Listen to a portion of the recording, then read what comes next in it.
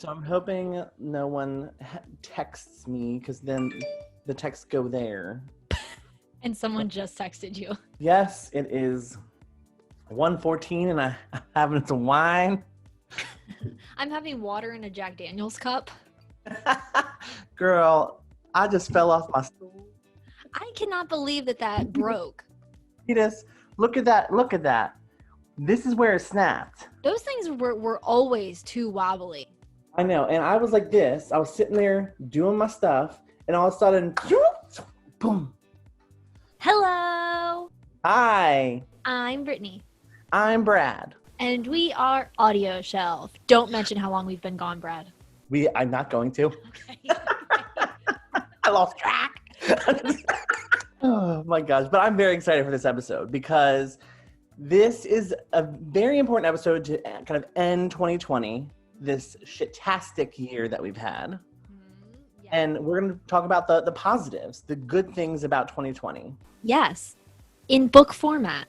In book format, yes.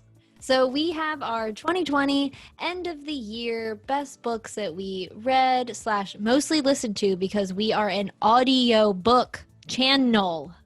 Why is that even a question anymore? I don't know. It's in our name.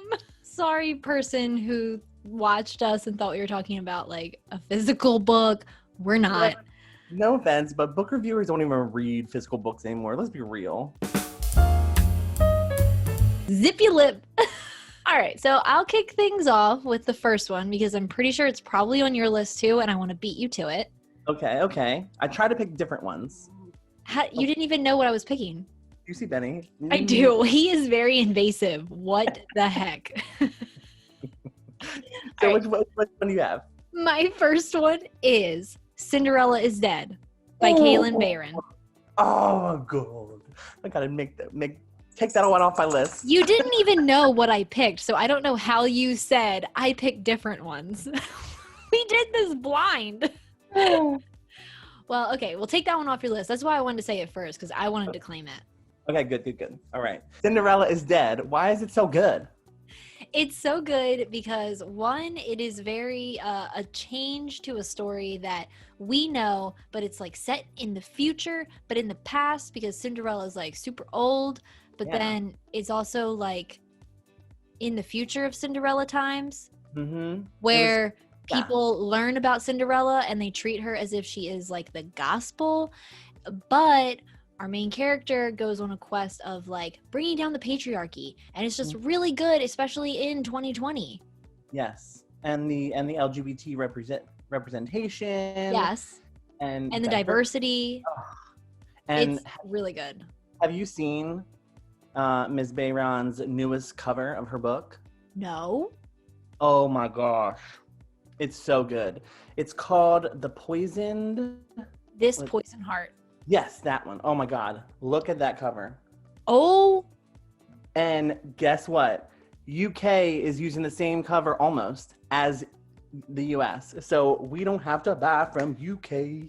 I mean, like, it was okay that we did. So I mean, you mean that the US is using the one that the UK is? Probably, most likely, because UK covers are always best. Yeah, because the Cinderella is Dead cover in the UK version was far superior than the US one. Not that it was bad, but it just was more realistic. Exactly. But yeah, they're using the same cover, like, essentially. Oh, that's beautiful. Oh my God. I cannot wait. And this goes with our theming of what we thought the trend of book covers was going to be, which was like illustrative. Exactly. I don't want to say that we called it, but we called it. Very true. Oh gosh. So what is your book on your list? Yeah, so I'm hoping this isn't going to be on your list as well. But just kind of get the YA out of the way because I want to kind of, hit all of the, a variety of different genres on my list. So A Heart So Fierce and Broken. No, it's not on my list. Ooh, difference. I thought that it was going to be on your list, so I was like, I'm just going to not list that one because I have a feeling that Brad will go for it. Yeah. So this book came out in January, and we Mhm. got an early advance copy from Bloomsbury. So thank you, Bloomsbury, for giving us Cinderella is Dead and Hearts So Fierce and Broken. But this book was just so good because I think that it took away that that structure of a trilogy, whereas we don't focus on the same characters as we did in the first book, which is A Curse So Dark and Lonely. Yeah. And we don't focus on too much of Harper and Wren. We focus more on Gray and Leomaro, who is a new character to the series, and we love, right? Far superior, in my opinion. Far superior. But yeah, so I just loved how Bridget Kemmerer kind of turned the tails on that little fairy tale, as you say. Yes. I just love that series. And, you know, Thou So Bold and Deadly is coming out next year. So it's going to be a great wrap up to the series. 100%. And we actually have that one to read and review. Very excited about it. Cannot wait. All right. So what's your next one? My next one is The Two Lives of Lydia Byrd. I knew it. By Josie Silver. I knew you were going to pick it. This book was like just so heartbreakingly wonderful to listen to. It really like got your emotions in check. It's a good cry. You can just feel all of the things that you need to feel with it. And yeah, I don't know. It's just a really, really good book. And we listened to this one just as a little note to everyone out there. And the audiobook was spectacular. Gosh. And let's just say Josie Silver commented on our YouTube post about that and was like, no, I love you. So, automatic friend. Automatic. Sorry, you're stuck with us now. Exactly. Oh, that was such a good book. Really, really good. And it's one of the ones that it took me the longest to listen to, but not because of anything negative. It just was, I needed to give my eyes a break from the burning tears. Exactly. And was not the best book to read a week before my wedding. No. Which I can't believe that it was that long ago that we read this. I know. It's crazy. It does not feel like September was that long ago. No, not at all. So, speaking of tears.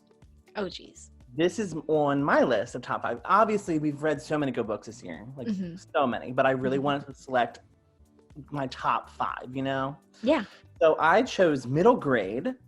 I didn't pick that one either. I know, right? So this middle grade book is called The Space Between Lost and Found. Yes. Did you think Middle Grade was the cover or the title? I did. I was like, why did you say it like that? I can see how that was like, what the? Then I checked my notes. I was like, is that the name? No. We have a really great list of our top 5 books, people. We know the titles, we swear. So this book is written by Sandy Stark McGinnis. Yes. And I love this book so much because I have never, I cried so much. Like, this girl is basically coping and helping her mother, who has early onset Alzheimer's, deal with kind of coming up with this bucket list of things for her to help her essentially be satisfied in life before she dies. Yeah. So, first of all, middle grade.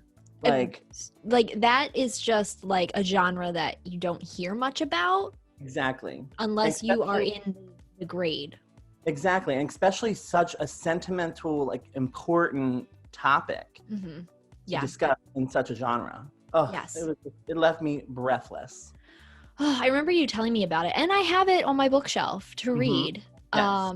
But I remember you telling me about it, and it just sounds like something that's just going to be so emotional and sad and cry fest. Yes. I was going to say, it left me breathless and drunk because I had to drink a whole bottle to cope with it was middle grade. I know. Middle grade is going to get up. PSA, please no drinking and reading. Yes, you have to be at least 21 years old. Yeah, 21 or older. Gosh. We're going to get demonetized and we ain't even monetized. Okay, so my third book is How to Save a Life by Liz Fenton and Lisa Snively. Sorry, back injury.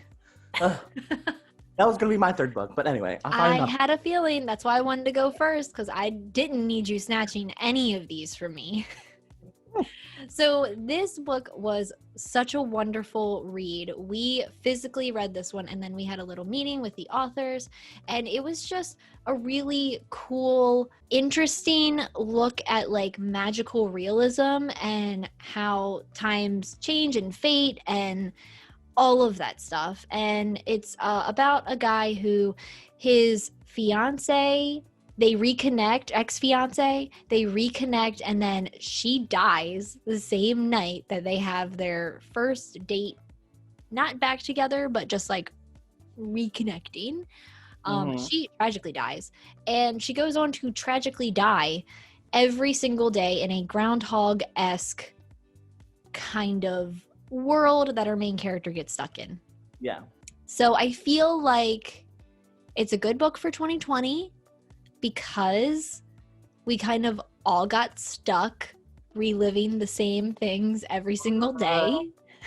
Yes. And at the end, there's a happy ending, and it continues on with life. So let's hope that 2021 does the same. Exactly. So it's so funny that we are touching on essentially the same kind of genres. Benny is too much right now. He is real extra. Benny, get down, bud. Stop. Anyway. Hi, Benny. Hi, hello. You're seen, okay? Anyway. We hear you, Benny. We hear you. He doesn't move at all day long. And all of a sudden when I'm doing this, I know. Like, he is like seriously just like snuggled up most of the time. All right. So 2020, put your dog in a headlock. 2020. So we're talking about like time traveling and like reliving days. My third favorite book of the year was The Invisible Life of Addie LaRue by V.E. Schwab. So I listened to the audiobook for this one, and I will say I was just like, the writing is so good. I don't know how this woman writes so well. Like, it just makes me jealous. And I felt like I was like thrown into this world where a woman who is set to marry this man that she does not want to marry makes a deal with the devil, essentially. Oh. Says, like, let me be free. I don't want to be tied down, basically. And so the devil, like, is definitely, makes good on his little, her little, yes. And she lives for like 300 years where no one remembers her. So she'll walk into a room and say, hi, I'm this person, because she can't say her name, by the way. Why? So that's just one of the like kind of caveats of the curse, I guess. Okay. So she calls herself like Addie, because Addie is like a nickname, because her real name is Adeline. Okay. So she will walk into a room, introduce herself, and then like have this whole experience with someone, and then right when she leaves the room, they forget who she is. So she has to come back, and like everyone's like, who are you? Get out of my store, or get out of my house, because she has to like kind of fight this off all the time. Yeah. Until one man recognizes her when she leaves the room. So she leaves the room and then comes back, and he's like, hey, what's up? And she's like, you know who I am? And he's like, yeah. And then you find out why they're connected in that way. Interesting. So it's very good. It's very long. I will say it was a long book. And some parts were kind of like they were slow, but by the end of the book, I was just like stunned at how mesmerizing the world and the story and the writing was. How'd you listen to it? Overdrive. Okay. Yeah. Might have to retake that one out. So good. Oh my God. Okay, so my fourth one. So this one's more thrillery. Ooh. When No One Is Watching by Alyssa Cole. Now, I did not read this one. You did. Yes. Yeah, I listened to it on Libro FM. Okay. Super, super great. Great read and listen for 2020. I just was I was hooked on it beginning to end. I think I finished it in a day because I just couldn't stop. The sensual scenes are a thriller with a sex scene is like, it's really, really good. And it's really an interesting book to read, especially in 2020 when we had such like major events with BLM and everything pertaining to COVID and stuff, just people being like stuck inside and also like struggling with being able to be who they are. So it's about a neighborhood. A guy and his girlfriend move in, and it's kind of going through a gentrification issue where there's big corporations moving in, people are disappearing, and you have the neighborhood just kind of in not really knowing like what's happening, and there's this big mystery surrounding it. And then we have our main character who's a woman of color, and she just goes on like a detective hunt, like she Sherlock Holmes the shit out of this diabolical scheme. Really? And it's really, really cool and really messed up when you get to the big reveals, but just, oh my God, it's amazing. You have to listen to it. So Alyssa Cole usually writes like romance. Yes. I love that she kind of, you know, trickled down into the thriller world and brought that love of romance with her. And she marries it perfectly. I was like, I didn't see it coming, and I don't think neither our main character did either. Oh my goodness. Whew. It was good. All right, so I can't have a top 5 without, you know, mentioning this book and this author. I finally finished it, War Maidens. Oh, yes. By Kelly Kuhn. Oh, yes. So Grave Maidens was my favorite book of 2019. And so I just fell in love with the world. I fell in love with the characters. And I actually physically read that book, Grave Maidens, and I just loved it. This year, I listened to War Maidens through Overdrive, and the wonderful Bonnie Turpin was the narrator. And it's a duology. So I was expecting this series to kind of end very nicely on a silver platter, which it did. But to get there, it was a journey. I bet. And I actually listened to Grave Maidens, so I'm excited to continue on because I knew how well Bonnie, she always does great, but it's funny how you read and I listened. Yeah, so I felt like Grave Maidens was more of an internal battle with Kamani, the main character, in terms of like identity and who she is and who she belongs to, in terms of like her, you know, society and her people and things like that. But with War Maidens, what Kelly Kuhn does is she introduced all those minor characters in Grave Maidens, but in War Maidens, she makes them all like major characters. And so you get more of Kamani's best friend, Iltani. You get more of her sister, Nanea. You get more of Dagon. So like, you know, I think she just really gives us what we wanted from the end of Grave Maidens and in a whole new adventure. In this one, there's this war. They have like scorpion warriors, and they're all female, so it's like female empowerment. Yeah. And so they want to basically get the rightful heir to the throne onto the throne, because right now there's a dictator running Alu. So that's what the story of War Maidens is about. And I just think that Kelly Kuhn ended it very nicely. So perfectly done. I can't wait to listen to it. I'm excited. My final book to wrap up 2020 was a thriller. You okay? Yes, I thought you were going to say that mine. Okay, go ahead. No, it's another thriller. And it's one that I actually forgot that we had listened to. And so when I was looking back on some of our previous episodes and stuff, I saw this one and I was like, that one was really, really fantastic. When I Was You by Minka Kent. I knew you were going to say this. I had completely forgotten about it entirely. And then when I saw it and remembered it, it just all came flooding back to me of how great it was laid out, how wonderful our main character was. And I know there were some complaints with it not being realistic, on the Goodreads reviews. Yeah. However, I argue that, like, if you find out something about somebody, your first instinct is to go get help.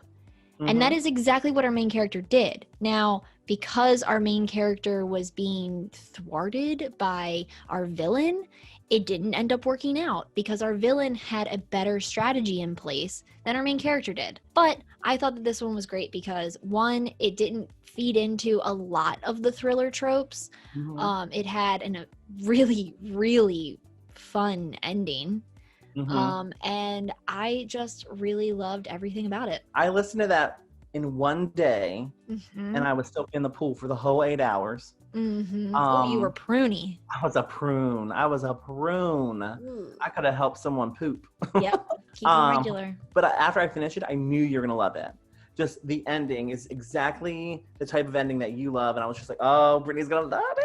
Yeah, like, it was really, really good. And I do love that she asked for help. It wasn't this, like, woman in the window kind of thing where she needed to figure it out on her own and she couldn't rely on anybody, basically. And so, like, with this character in When I Was You, she asked for help.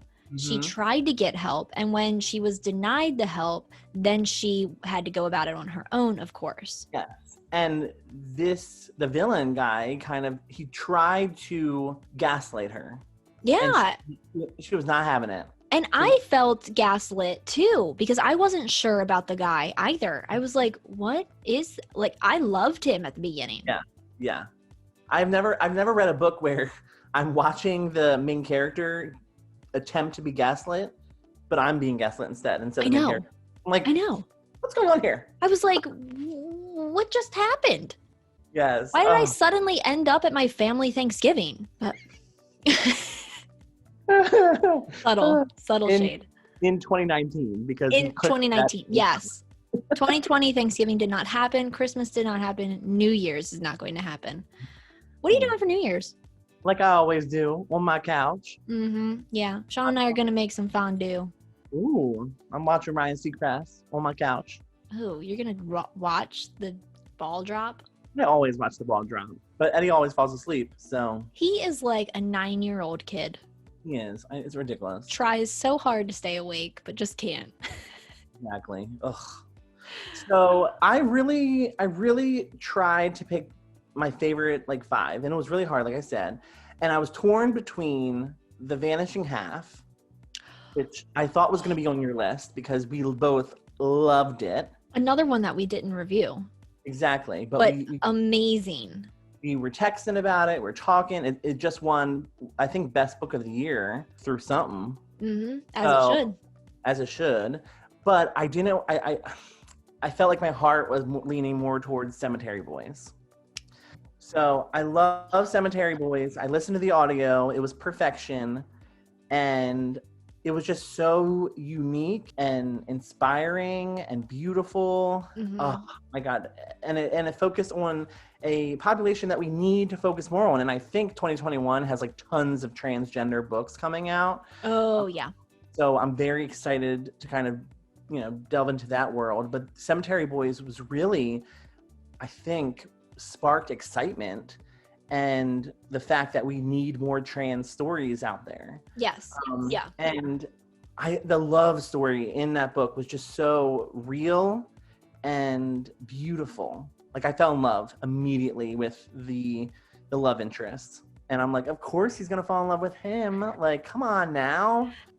It was important because it was the kind of reason for the curse, or not the curse, but the magic. But how it was done was wonderful. And as a reader who is not trans and who is not Latino, I felt like I was seen in the book, even though I'm not those things. And I think that's the power of the author's writing and the direction that the story took. I just loved it.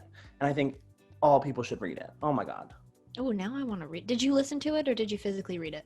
We actually got the ALC from Macmillan. Oh. So we have it in our collection. Okay, we have to trade. Oh my gosh, those are 5. Well, I mean 6, because we have to obviously honorable mention Vanishing Half. Even though... Yeah. And I think honorable mention also For the Best by Vanilla. I just said Vanilla. You need to not drink wine while you're trying to do these. She's far from Vanilla. Yeah. From Vanessa Lilly.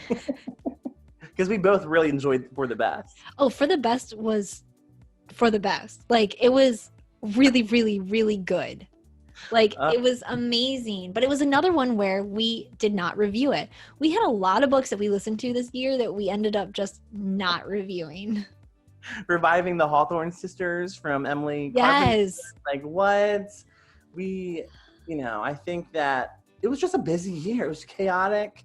It was really weird. And we had to do them, like, online like this. And this is not our normal thing. It got out of our schedule.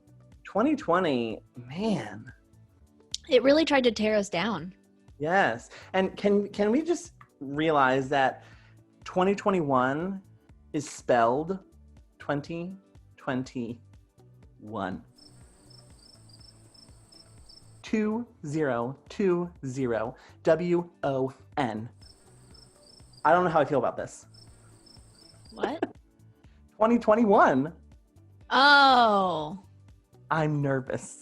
So people are saying that it's going to be a good year? I think I'm scared that it's going to be reminiscent of 2020, but I mean, people realize that when the clock strikes midnight, it doesn't just suddenly magically all go away, right? I know. Like, it's just another damn day. I'm like, they're like, oh, I can't wait for this year to be over. It's literally tomorrow. People say that every single year, and it's just like, it doesn't matter, right?